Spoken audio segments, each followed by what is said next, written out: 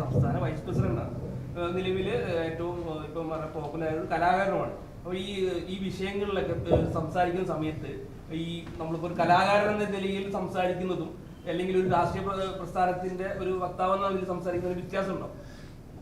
ഒരു കലാകാരനോ എനിക്ക് എന്താണെന്ന് അറിയാം, ഞാനൊരു മനുഷ്യനാണ്. എനിക്ക് രാഷ്ട്രീയമില്ല. രാഷ്ട്രീയത എൻ്റെ തലയിൽ അങ്ങനെ ഒരു സാധനമുണ്ട്, BJP വൈസ് പ്രസിഡന്റ് എന്നുള്ളത്.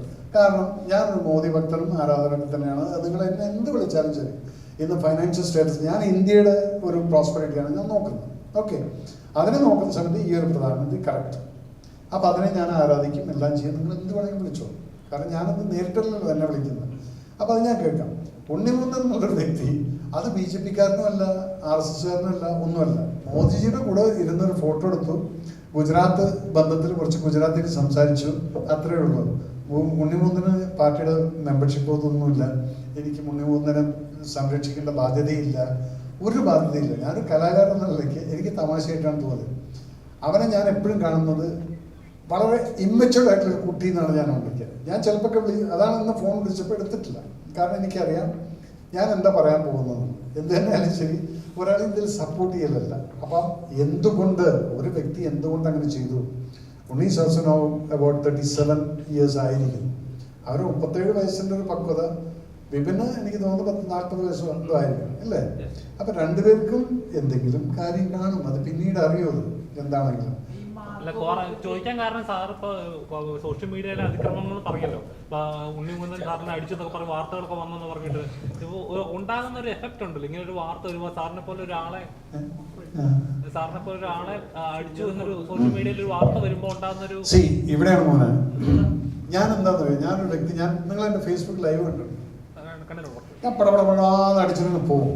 വല്ലപ്പോഴും ഒന്ന് കമന്റിൽ ഇങ്ങനെ നോക്കും, ഹായ് ഹലോ, ഒരു തെറി കാണും, താങ്ക് യു പറഞ്ഞ് ഞാൻ അങ്ങനെ പോകും.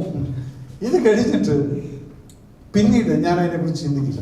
എൻ്റെ അഡ്മിനുണ്ട്, എൻ്റെ ക്ലാസ്മേറ്റിൻ്റെ മോളാണ്, അവൾ പേഷ്യൻറ്റിൽ വർക്ക് ചെയ്യുന്നു. അവൾ വിളിച്ചു, അങ്കളെ തെറി തെറി തെറി എന്ന് പറയും. ഞാൻ നീ എന്തിനു വായിക്കാൻ പോകുന്നു? ഞാൻ പറയാനുള്ളത് ഞാൻ പറഞ്ഞു പോയി. പിന്നീട് ഇതേ ആളുകൾ തന്നെ ഇപ്പം എംപുരാൻ്റെ സമയം വന്ന സമയത്ത് എനിക്കിട്ടിട്ട് അങ്ങ് പൊങ്കാല മോഹൻലാൽ താഴ്ത്തു. ആദ്യം മോഹൻലാലിനെ എടുത്തിട്ട് എയറിലിട്ടു. അത് കഴിഞ്ഞ് അന്ന് രാത്രി ഞാൻ ഈ ലൈവ് കൊടുത്തപ്പോൾ എന്നെ എടുത്തിട്ട് എയറിലിട്ടു. ഇവിടെ പോകുന്നു. ഞാൻ എയറിലെന്നുള്ളത് നിങ്ങൾ വിചാരിക്കും ഞാൻ താഴത്തെ വണ്ടി ഓടിച്ചുകൊണ്ട് നടക്കായിരുന്നു. ഇത് കഴിഞ്ഞിട്ട് പേൽഗാം ഇഷ്യൂ വന്നു. ഇതേ ആളുകൾ എന്നെ തെറിവിളിച്ചിരുന്ന അതേ ആളുകൾ ഞാനെന്തോ മഹാനാണ്, ദൈവമാണ് എന്ന് പറഞ്ഞ് ഇത്രയോടുള്ളൂ.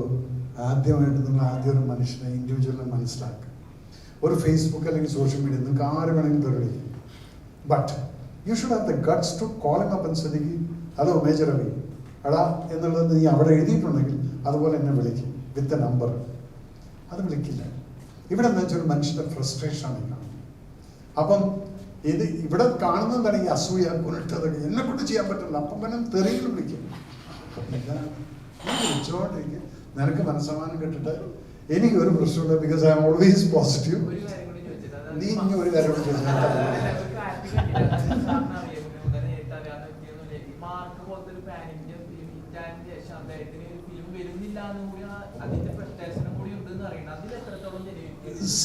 ഇത് ഓരോ ഇൻഡിവിജ്വലിൻ്റെ കാൽക്കുലേഷൻസ് ആണ്. ഞാനൊരു സിനിമ ചെയ്തു, ആ സിനിമ ചെയ്തിട്ട് പിന്നീട് ഞാൻ ഈ ലൈനിൽ ഞാൻ പോകുള്ളൂ എന്ന് പറഞ്ഞത്. അവിടെ ഈ വിപിനടക്കം പറഞ്ഞൊരു കാര്യമുണ്ട്, ഞങ്ങൾ വലിയ സിനിമകൾ മാത്രമേ ചെയ്യുള്ളൂ എന്ന്. അത് നിങ്ങൾ കേട്ടുകയാണ്. അപ്പം ചിലപ്പോൾ എന്താണെന്നറിയോ, നമ്മുടെ കാൽക്കുലേഷൻ ചിലപ്പോൾ തെറ്റിപ്പോകും. ഇവിടെയാണ് ഞാൻ പറയുന്നത്, പരാജയം എന്നുള്ളത് വന്നു കഴിഞ്ഞാലും അതിനെ മറക്കാൻ എളുപ്പമാണ്. പക്ഷെ ഒരു വിജയം വന്നിട്ട് അതിനെ ഹോൾഡ് ചെയ്യുക എന്ന് പറയുന്നത് അത് ഭയങ്കര ഡിഫിക്കൽട്ടാണ്. അതിനെ കൊണ്ടുപോകണമെങ്കിൽ നിനക്ക് ആ പരാജയം എടുക്കാനുള്ള ചങ്കൂറ്റം ഉണ്ടായിരിക്കണം. നോക്കടാ ഞാൻ ഇനിയും തിരിച്ചു വരും. അപ്പം അങ്ങനെ വന്നു കഴിഞ്ഞാൽ ഉണ്ണിക്കിതിൻ്റെ ഇങ്ങനെ ഈ ഫ്രസ്ട്രേഷൻ ഉണ്ടെന്നുള്ള ഞാൻ വിശ്വസിക്കില്ല.